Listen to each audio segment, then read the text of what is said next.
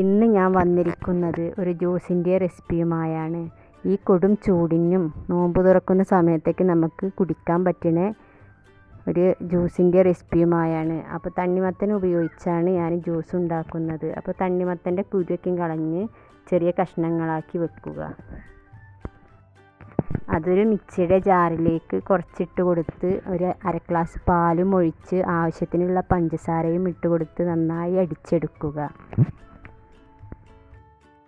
ഞാൻ വലിയ ജാറ് ഇവിടെ കേടായതുകൊണ്ട് ചെറിയ ജാറ് 2-3 പ്രാവശ്യമായിട്ടാണ് അടിച്ചെടുക്കുന്നത്.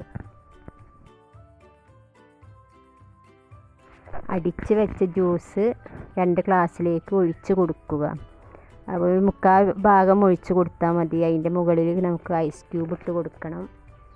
പിന്നെ വത്തക്ക ചെറുതാക്കി കഷ്ണം വെട്ടിയത് 1 ടീസ്പൂൺ ഇട്ട് കൊടുക്കണം.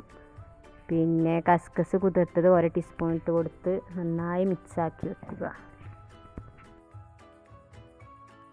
നോമ്പ് തുറക്കുന്ന സമയത്തും ഈ കൊടും ചൂടിനൊക്കെ തണ്ണിമത്തൻ ഉപയോഗിച്ച് ഇങ്ങനെയൊക്കെ ഇടയ്ക്ക് ഒരു ജ്യൂസ് ഉണ്ടാക്കി കുടിക്കണം. അതാ ക്ഷീണമൊക്കെ മാറിക്കോളും. സ്കൂൾ വിട്ട് വരുന്ന മക്കൾക്ക് ഇങ്ങനെ ഒരു ക്ലാസ് ഉണ്ടാക്കി കൊടുക്കൊണ്ടു. ഞാനിപ്പോൾ മിന്നൂസ് സ്കൂൾ വിട്ട് വരാറായി. അപ്പോൾ അവൾക്ക് വേണ്ടിയിട്ട് ഉണ്ടാക്കുകയാണ്. അപ്പോൾ മിന്നൂസിനും മിച്ചൂസിനും ഉണ്ടാക്കി കൊടുക്കുകയാണ്. ബാക്കി വരുന്നത് നോമ്പ് തുറയുടെ ടൈമിലേക്ക് മാറ്റി വെച്ചിരിക്കുകയാണ്.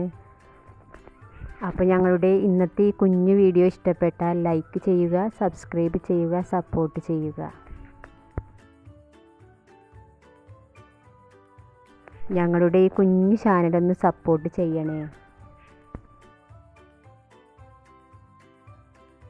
പുതിയൊരു വീഡിയോയുമായി ഞങ്ങൾ വീണ്ടും വരുന്നതായിരിക്കും.